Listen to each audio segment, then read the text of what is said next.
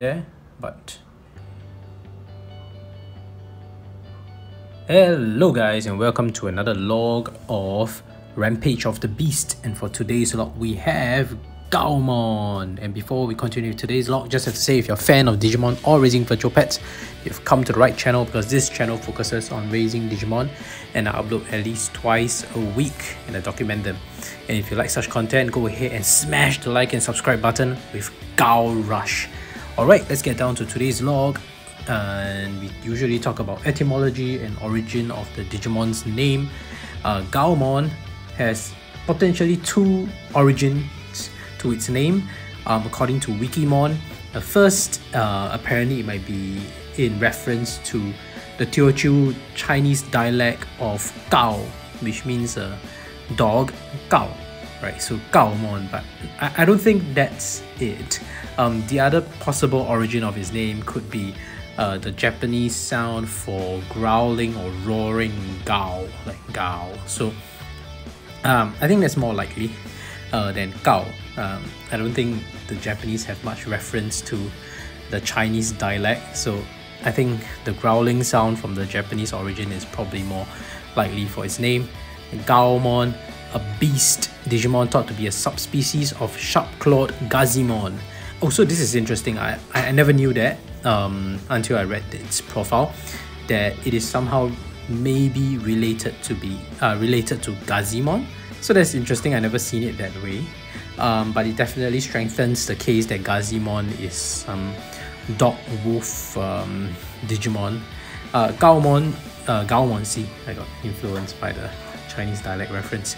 Gaomon specializes in hit and run attacks using agile movements. The gloves on his hands seem to protect his claws until they grow in. Gaomon unleashes his special move Rolling Upper by utilizing his tenacious leg strength to roll into the enemy's chest and releases a double backhand while spinning. It also has Gao Rush, which is a barrage of high-speed punches combined with nimble movements. So that's cool. Totally a boxing type Digimon. Very nice. I like its sprite.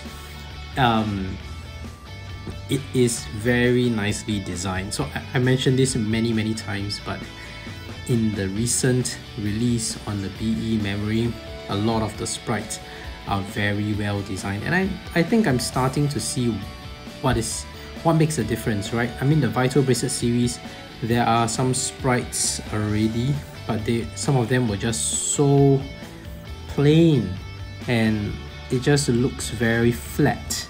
And I realized that it is the texture.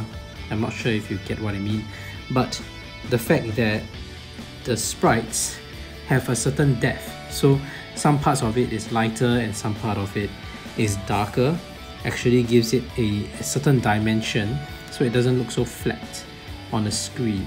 So if you look carefully at Gaomon's sprite, and we can talk more about it when it's on the bracelet, you can see there's a certain texture that gives it some dimension to it, even though it's 2D, right? So see you on the bracelet, Gaomon. Alright, we're on the bracelet and we can see Gaomon, and as I mentioned, if you look close enough, you can see Gaomon's face at least have two shades of blue, right? Even though Gaomon is just blue, but if you look carefully, I'm not sure if zooming helps, but if you look carefully at his sprite, you can tell that there are two shades of blue, and those two shades give it a certain depth, so it doesn't look so flat. In comparison, if you look at some of the Vital Bracelet sprites like Terriermon, so as much as I like Terriermon, I think the sprite looks a little flat to me in its design. I have a log of Terriermon, you can look it up in my channel, and it looks a bit flat if you look carefully at its sprite. Like, it didn't have these like 2 or 3 shades of blue that gives it a little more dimension and a bit more definition.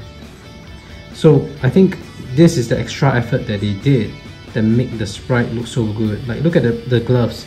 The gloves are red, but there are like at least 3 different shades of red there that gives it that depth, and it makes the sprite really pop, just like how they did it on Digimon Color. So even though it was a 16 by 16 pixel, but because of the different shades of the same color, you are able to bring out that dimension that Digimon is really moving on the screen and it looks more alive than usual, than the very flat looking kind of design.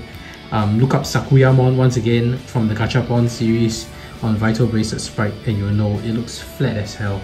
So that's really like poor design. Alright, that's Gaomon sleeping.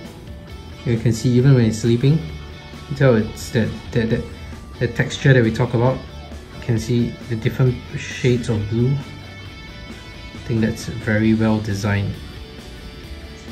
It's a good example. So once again, good job.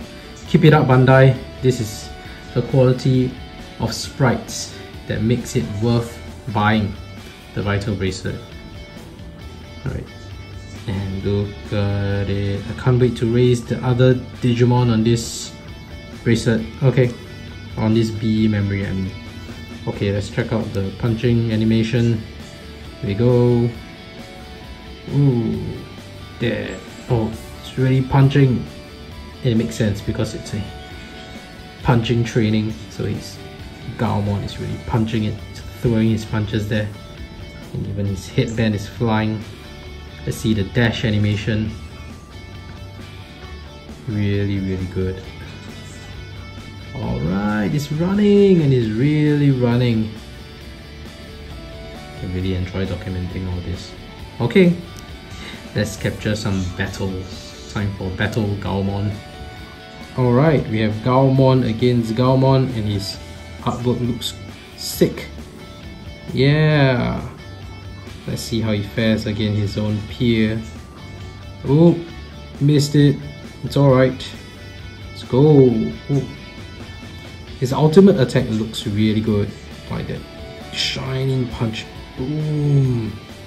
And it's a hit and a kick. Oh, nicely done, Gaomon. Nicely done. And he won that battle.